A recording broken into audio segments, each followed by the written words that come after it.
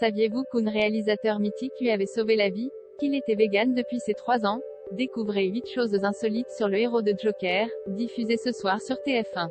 Un célèbre réalisateur lui a sauvé la vie en 2006. Joaquin Phoenix fait un tonneau avec sa voiture à Los Angeles et se retrouve à l'envers à la place du chauffeur. Désorienté, il voit soudainement passer par la vitre la tête d'un réalisateur qui passait par là. Il reconnaît sans peine Werner Herzog, Aguirre, Nosferatu, acteur de Mandalorian, qui lui demande comment il va. Phoenix, pourtant très pâle, répond que tout va bien et commence à vouloir allumer une cigarette. Herzog l'en empêche, l'informant que des litres d'essence sont en train de s'écouler de la voiture accidentée, et qu'il a failli se faire exploser.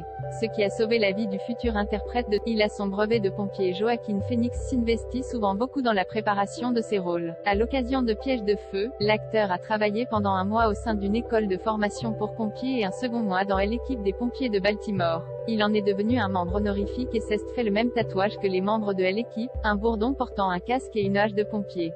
Mais Phoenix est coutumier de ce genre de performance. Dans The Master, pour ne parler que d'un côté de la bouche, l'acteur s'est fait attacher des plaques de métal aux dents pour garder la mâchoire serrée. Il a perdu 24 kilos pour Joker ou s'est astreint à un régime de 300 calories par jour, contre 2150 normalement, pour jouer Jésus dans Marie-Madeleine. Piège de feu bande-annonce BF. D'où vient sa cicatrice? La marque que l'on peut voir au-dessus de la lèvre supérieure de l'acteur est-elle le résultat d'un accident? D'une opération chirurgicale, d'un bec de lièvre? Beaucoup de fans se sont posé la question, jusqu'à ce que Joaquin Phoenix lui-même dévoile qu'il s'agit en fait d'une simple marque de naissance. Par ailleurs, le hasard a voulu que Johnny Cash, incarné par l'acteur dans le biopic Walk the Line, arbore lui aussi une cicatrice sur la lèvre, causée par l'ablation d'un kyste.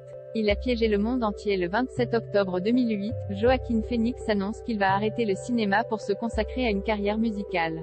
En janvier 2009, on apprenait que Casey Affleck, alors beau-frère de l'acteur, allait pour la première fois passer derrière la caméra pour filmer la nouvelle carrière musicale de Phoenix en tant que rappeur. Pendant plusieurs mois, le doute s'insinue dans l'esprit des cinéphiles. Tout cela n'est-il qu'une vaste blague ou la reconversion de l'acteur est-elle avérée? En réalité, il s'agit d'une des préparations intensives de l'acteur, qui restera dans son personnage pendant près d'1 an et demi. Cela donnera le documentaire I'm Still Here. I'm Still Here, The Lost Year of Joaquin Phoenix. Bande-annonce. Il protège les animaux. Joaquin Phoenix est un amoureux des animaux. Depuis qu'il a vu à 3 ans des poissons se faire violemment tuer, il est devenu vegan. En octobre dernier, il expliquait à Brut. Par ailleurs, Phoenix ne porte évidemment aucun vêtement d'origine animale, participe à plusieurs opérations humanitaires et soutient l'association PETA pour une éthique dans le traitement des animaux. Il a grandi dans une secte Joaquin Bottom né alors que ses parents sont membres de la secte des enfants de Dieu. Il y grandit durant la fin des années 70, dans une ambiance très flower power, avec un mode de vie très chiche et anticonsumériste au Venezuela. Ses parents quittent la secte après 1978 après que le pasteur qui dirige le mouvement, Moïse David, fuit la justice de son pays et modifie drastiquement la doctrine de la secte.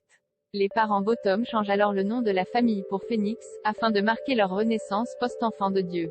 Il s'appelait Leaf en 1979. À 6 ans, Joaquin décide de changer son nom. Comme ses frères et sœurs, River, Liberty, Rain et Summer, portaient tous des noms liés à la nature, le jeune garçon a demandé à porter le nom de Leaf. Alors déjà sur les planches et enfant acteur, Phoenix ne renonce à son nom d'emprunt qu'en 1991 pour le court-métrage Walk the Dog de Bonnie Palef qui pour la première fois voit le nom Joaquin Phoenix écrit sur un écran. Il a perdu son frère acteur le 31 octobre 1993, son grand frère River Phoenix sort du Viper Room, une boîte de nuit alors tenue par Johnny Depp. Il s'effondre, avec dans le sang un mélange de cocaïne et de morphine. Joaquin, alors âgé de 19 ans, est avec lui ce soir-là et appelle les urgences. Son message d'au secours déchirant est transmis aux médias et diffusé. River ne se relèvera jamais et son petit frère Joaquin, sous le choc, s'isolera et ne reviendra au cinéma qu'en 1995 pour Prêt à tout de Gus Van Sant. Prêt à tout bande-annonce VOST ressorti 2015.